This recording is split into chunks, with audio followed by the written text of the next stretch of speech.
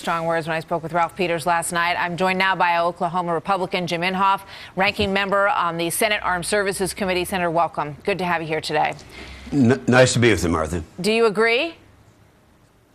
Yeah, well, Martha, I remember 5 years ago when Obama had his first budget, and I think more people should talk about this. In his first budget, I actually went to Afghanistan so that I could respond to it, knowing I'd get national attention and focus on this issue. In his first budget, he did away with our only fifth-generation fighter, the F-22. He did away with our lift capacity, the C-17, our future combat system, the ground-based interceptor in Poland. That was just the first budget. Now, since that time, Martha, he has taken $487 billion out of our military. Now we're looking at sequestration, which is going to make it to the point where, you know, we really are in a weakened condition. I carry around quotes by the chairman of the Joint Chiefs of Staff, General Dempsey. He said, we're putting our military on a path where our force is so degraded and so unready, it would be immoral to use force. Now, this is something nobody talks about, and I think we need to talk about it, because while this doesn't give, going back and starting rebuilding our military again, doesn't solve the immediate problem in the Ukraine, but still it sends a message out there that we're not going to maintain this weakened condition that we've never experienced before. Yeah. I know you have expressed concern about this for a very long time, and that vulnerable position may be what has emboldened Vladimir Putin at this point. You also mentioned the missile defense shield issue in Poland and the Czech Republic, and I want to remind everybody what President Obama said when he was caught on an open mic on this issue earlier in his presidency.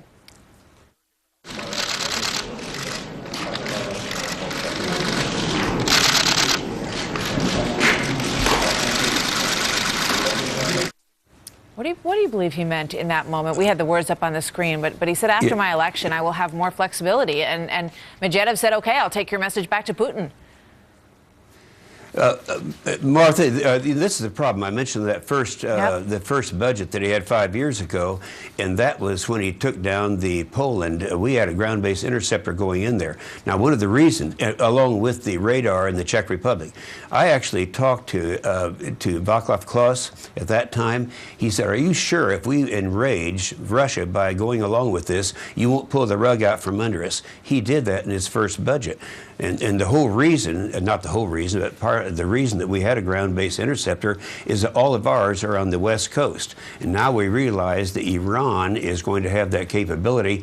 They're predicting by next year, by 2015, and a delivery system. So it's a level of danger, Martha, that we've never been in before, and we need to start rebuilding. It's got to be a wake-up call to the American people that we can't come up with the resources to be of assistance in places where we really should. Last night, Bill O'Reilly talked about this, and we're gonna play what he said a little bit later in the program. But basically, he said this move by Putin has to make the president rethink whether or not he's going to go forward with these military cuts that would cut our armed forces to around 450,000.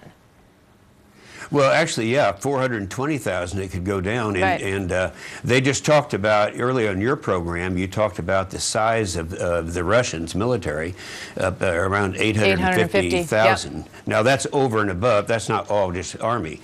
But our Army, our ground troops, going down to 420,000 is, you know, that would be a lower than it was in 1940 at the beginning of the Second World War. And the same thing with the number of ships, down to the level of 1915, and the smallest number of aircraft in the history of the Air Force. So that's what's happening right here, and people don't seem to relate to that and to the world situation right now. But does it change the president's take on it, do you think? Excuse me, sir, but do you think, given these moves by Putin, the president might reconsider the shrinking of our military?